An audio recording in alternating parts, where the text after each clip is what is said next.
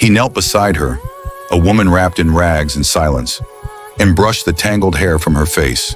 She flinched like someone who hadn't been touched in years. When their eyes met, she didn't speak. She didn't need to. In that one fragile moment beneath the bridge, the world remembered what kindness looked like. Please help our daughter get to 1,000 subscribers. Kindly hit subscribe immediately. God bless you. Her name was Clara, though even she had stopped answering to it long ago. Before the dirt, before the madness, before life turned cruel, she had been the girl everyone adored. Her laughter once filled a bright yellow house at the end of Cedar Lane, where her mother baked coconut bread on Sunday mornings, and her father never left for work without kissing her forehead. But all that brightness ended in a heartbeat, a rain-slick road, a screech, a crash, and silence. When the police came, they didn't bring comfort. They brought 3 names written in past tense. That night, Clara's world folded in on itself. She clung to Wilson, her fiancé, like a drowning woman clutching driftwood. He was her promise, her only reason to wake up. "We'll get through this," he had said, cupping her tear-streaked face. And for a while, she believed him. They planned a small wedding, dreamed of a simple life, of healing together. But pain has a way of breaking people in different directions. Wilson began staying out late. His voice turned short, his eyes elsewhere. Then came her, a woman who followed him like a shadow, whispering poison and comfort, till he slipped away completely. When Clara found out she was pregnant, she thought the news would bring him back. Instead, it shattered what little love remained. "You can't do this to me," he said, his tone full of regret that wasn't for her, but for his own lost freedom. He left that night and never came back. The next morning, she saw them together, Wilson and the woman, laughing like they hadn't just buried a promise. She went home that day, heavy with tears and unborn life, only to find her last anchor burning. The house, her parents' house, was swallowed by flames. Neighbors said it was faulty wiring. Clara stood in the rain, watching the fire consume her past, the heat on her face mixing with the cold sting of betrayal. That night, something inside her broke for good. She didn't scream. She didn't fight. She just walked, barefoot, dazed, carrying nothing but the echo of everything she'd lost. Days turned into nights, nights into endless wandering. Her belly emptied before the baby ever cried. Her mind fractured into silence. By the time the city swallowed her, Clara had become invisible. Just another lost soul curled beneath the bridge, waiting for nothing. But the world, in its strange mercy, wasn't done with her yet. The nights under the bridge had a language of their own. The wind moaned through the cracks, the river murmured secrets below, and somewhere in the dark, the city exhaled indifference. Clara had learned to live inside that sound, the slow hum of loneliness that never stopped. Her skin bore the color of dust, her eyes dimmed like dying candles. People passed her every day, businessmen in suits, mothers clutching their children, lovers lost in their own worlds, and none of them saw her. They saw a beggar, a madwoman, a stain on the sidewalk. Never the person she used to be. She begged for food, sometimes for words. Coins clattered beside her, but no one ever touched her hand. She talked to herself now, to the ghosts that lived in her head. Her mother's laughter, her father's voice, Wilson's broken promises. Her body had forgotten softness. Her soul had forgotten being wanted. She slept beside the iron racks under the bridge, wrapped in torn blankets that smelled of rust and rain. And still, some small part of her, buried deep beneath the madness, refused to die. Then came him. He found her on a Thursday night, when the sky hung low and the streets were washed with silver fog. A man in a dark coat, quiet eyes and hands that didn't tremble. He had been walking home from work when he saw her lying motionless under the bridge. Something about her, the way her hand curled against her chest like she was holding on to an invisible memory, stopped him mid-step. He hesitated at first. Most people would have kept walking, but he didn't. He knelt beside her, brushing aside the hair matted with dirt and rain, and whispered, "Are you okay?" She flinched, half-conscious, eyes fluttering open.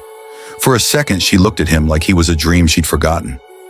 Her lips moved, but only a broken sound came out. He smiled, not out of pity, but out of recognition. "You shouldn't be here," he said softly. Her voice was hoarse, trembling. "Where else would I go?" He didn't answer. Instead, he took off his scarf and wrapped it around her shoulders. It smelled of soap and safety, two things she hadn't known in years.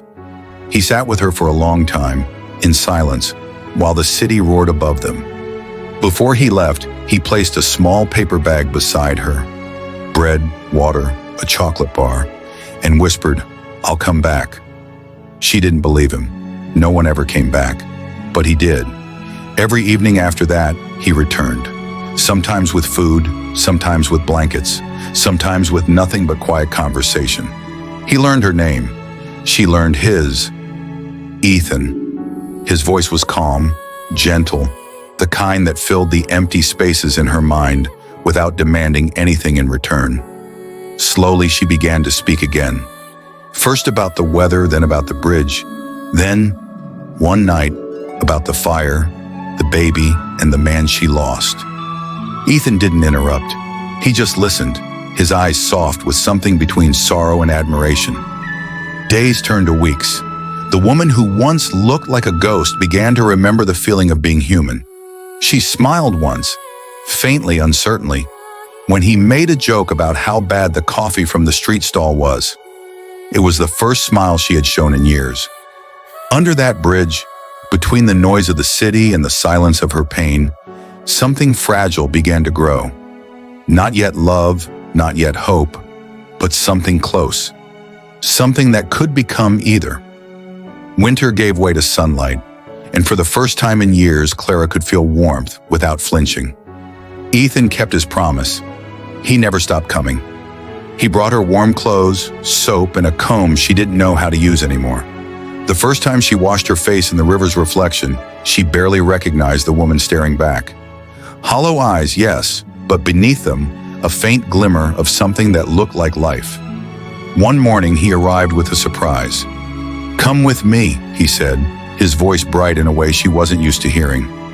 She hesitated, clutching the torn blanket around her shoulders, but there was something steady in his gaze that made her trust him.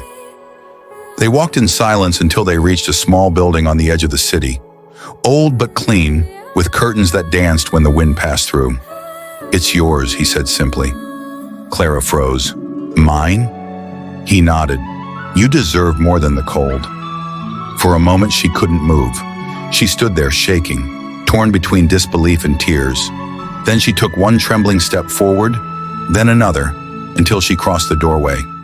It was small, yes, but it smelled like home. She touched the wall as though it might disappear. "I don't know how to thank you," she whispered. Ethan smiled softly. "You don't have to." He left her there that night, sitting on the floor, surrounded by silence that didn't hurt anymore. And for the first time in forever, Clara didn't feel lost. She felt found. Days turned to weeks, and she began to rebuild herself piece by piece. She cleaned the small room, swept the dust out, and filled it with little things Ethan brought. A lamp, a blanket, a tiny pot of flowers. He visited every day after work, always knocking gently before coming in. Sometimes they talked about nothing at all. Sometimes they sat quietly, letting the comfort of shared silence speak louder than words. One evening, as the sun bled gold across the window, she looked at him and asked, "Why me?" He paused, his eyes searching hers. "Because I saw someone who hadn't been loved in too long, and I wanted to remind her that kindness still exists." Her eyes filled with tears, not the bitter kind, but soft, cleansing ones that carried away the ashes of her past. Weeks later, she stood before a mirror, hair brushed, wearing a simple dress Ethan had bought. The reflection didn't scare her anymore. The woman staring back wasn't broken, just beautifully human. Behind her, the room glowed with evening light, and somewhere outside, the bridge still hummed with traffic, a ghost of her old life fading into memory. When Ethan arrived, she smiled and said the words she'd been holding for months. "Kindness exists. I just forgot how it looked." He reached for her hand, and for the first time, she didn't pull away. She didn't feel invisible anymore. She felt seen. And more than that, she felt alive. Underneath the scars, beneath the years of silence and loss, something new was blooming. Not pity, not charity, but love. The kind born not from perfection, but from the simple act of one human kneeling beside another and choosing to care. And that was how a woman who thought her story had ended discovered that sometimes the smallest gesture, a touch, a scarf, a moment, can rewrite an entire life.